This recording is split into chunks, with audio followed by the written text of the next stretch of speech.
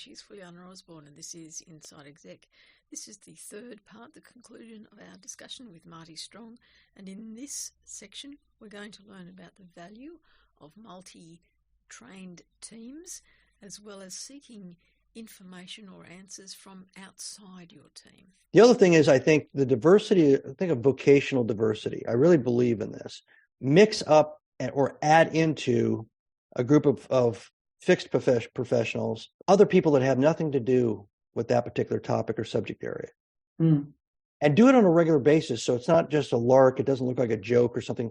And empower them to raise their hand and raise their voice and say something. I'll give you a perfect example. I was on a combat mission, and what we did when we had to take down a building was we did this very fancy choreography, and we slid down ropes and helicopters, and somebody went up and put a special charge on the door, and we blew the door open, and then we went in, and then we looked in every single solitary room for the bad guys, and we were very, very good at this. So I was putting my mission plan together, and I was getting ready to brief it, and this was just all going to be bad guys in this house, nothing else.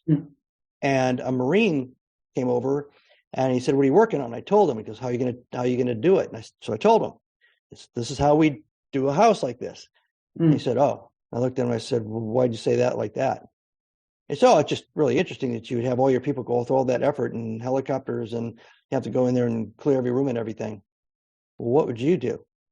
A Marine? We just sent an anti-tank rocket right through the front door from about 25 yards away."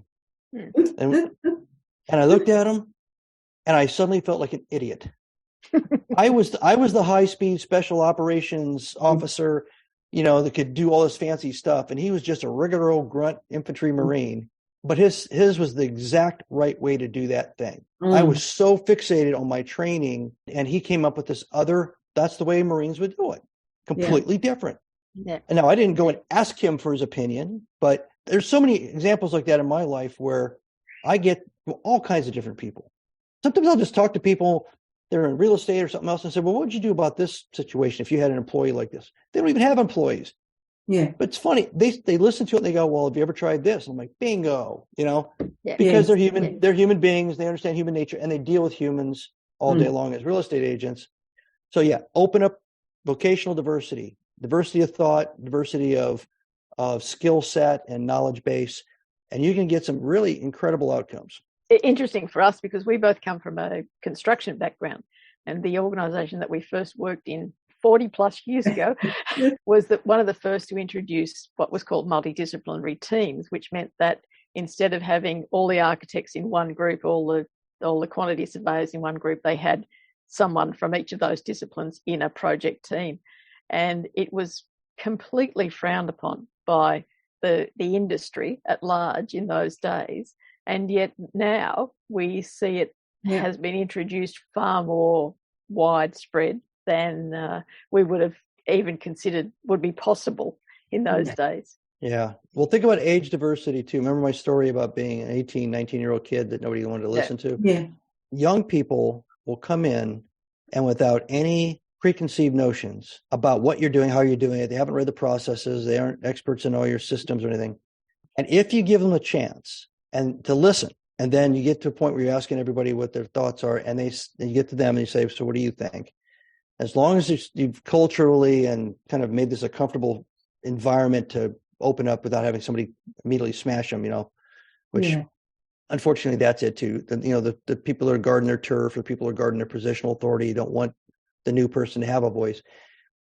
They will open up their mouth and they will say something like that Marine said to me. Yeah. I don't know how many times that's happened. And you sit back and go like, oh, wow, that's a simpler way to do it. I had a friend of mine who owns a business here, and he wanted to put a QR code, those little crazy QR codes. He wanted to put it on all of his new marketing materials. And the QR code was going to link to his podcast because he has a podcast. And he was going through a company that was doing all of his media work. And I think the gentleman was about 42 years old. He'd been doing this for a long time, and he was paying a lot of money. I'm talking about like $15,000 to $20,000 a month for this guy to do all this stuff for him. Credentials were impeccable. He calls him up. He's standing in the lobby of his business. He calls him up and he says, "Hey, I want you to put this QR code thing in." And the guy says, "Well, that's very difficult. That's hard to do. It can take a while. I'm not sure if we can do it under our normal agreement. Let me think about it and I'll get back to you." He goes, "Okay." So he comes off the call, he turns, and there's this 26-year-old kid standing there who's his customer relationship person. And the guy says, "Oh, you need to put a QR code on something?" And he goes, "Well, yeah." He goes, "Okay." He goes, "Why? Do you know how to do that?" "Yeah." "Really?" He goes, "Yeah. It won't take about 10 minutes. Are you kidding me?" He goes, "Are you sure?" He goes, "Yeah. You know what I'm talking about, right?" "Yeah." He goes, "I just heard you tell whoever you're talking to on the phone." He goes, "Okay, I'm going to watch this." He goes, "I just need a link to the podcast episode or whatever." And it took him 15 minutes. And so I had breakfast with this guy about a week after this happened. Yeah. And he goes, "I've been paying somebody close to $20,000 a month for about 2 years because I thought they were the expert, because they had the credentials, they had the resume, they had everything that you normally look at, right?" Yeah. And this 26-year-old kid in the lobby just saved me $20,000 a month going forward. And I realized I'm looking in the wrong place.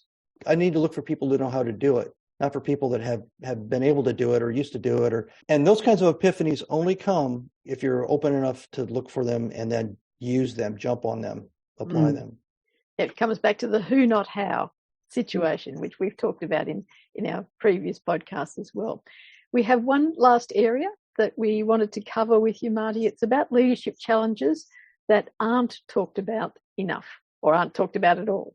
One of my biggest leadership challenges, and I know it can be done, and I know the benefit of it, is the cross-training of people to do other people's tasks.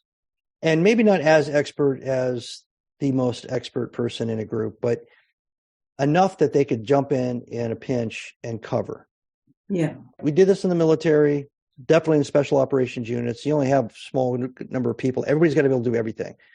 And there's obviously the person who's the best, but then I'll give you an example. We have medics. I used to say two medics for 20 people. Everybody's trained in trauma care. Everybody's trained in combat trauma care.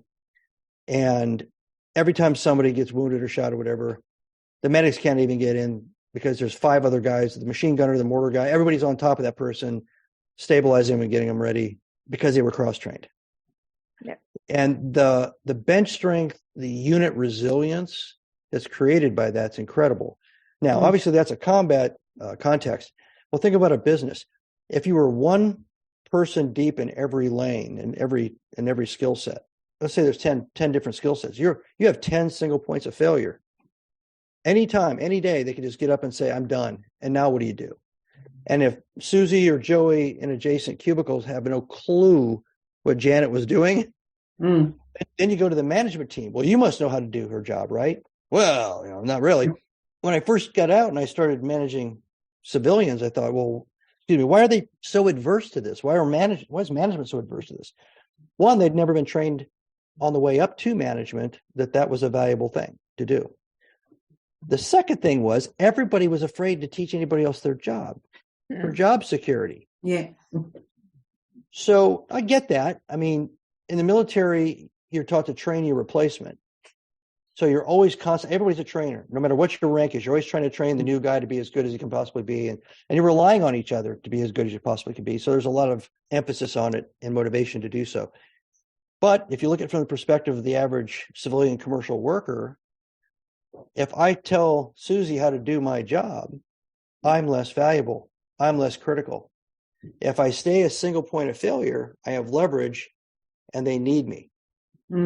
So there is a lot of psychological resistance on an individual basis to do this cross-training. However, when you do cross-train people, it's better for the organization. And it's kind of like what we were talking about with teams. Yeah. You start getting into projects where people that have never worked together suddenly realize, the money people realize how tough it is for the salespeople to actually get a deal closed. And people who are complaining about them over there and those over there and those guys in the back are suddenly much more empathetic, sympathetic, and they like the fact that they're all pulling together to try to accomplish something. And that can be a kind of a catalyst for justifying cross-training. And I mean, in any little pod of people that you have in any skill set. But that's the most difficult thing I've run across.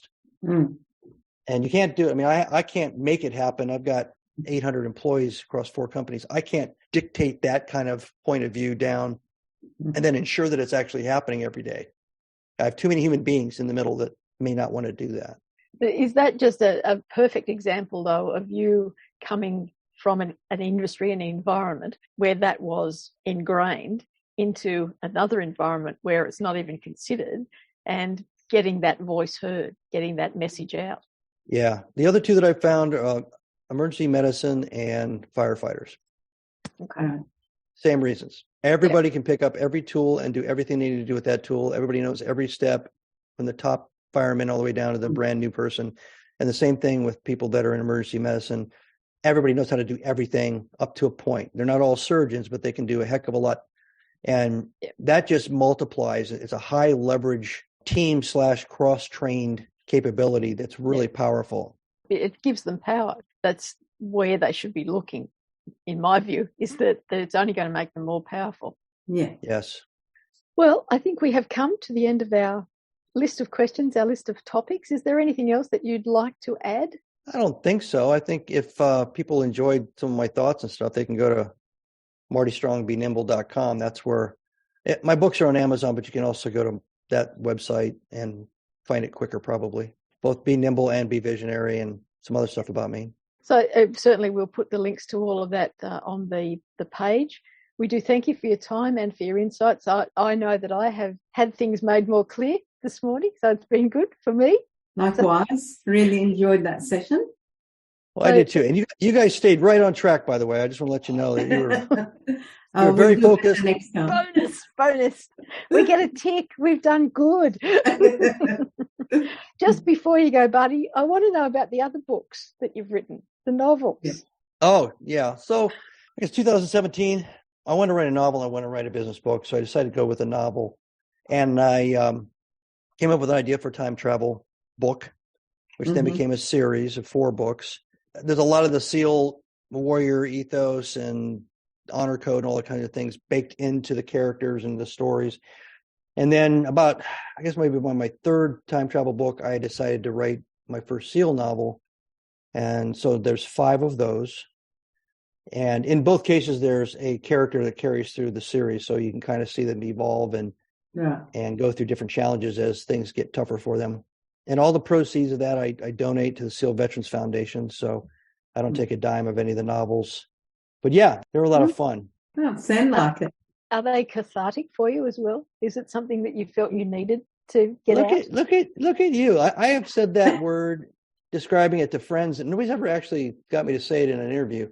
Yes, the writing process is cathartic because I get up at 5 a.m. every day and I start writing around 5:30. The novels are very easy for me to see in my mind. It's like I'm watching a movie and I'm just trying to keep up when I'm typing, kind of a thing. More so as time went on, I got more confident. So then when you're more confident, you're more comfortable and just kind of let it go. You don't second guessing everything you're doing.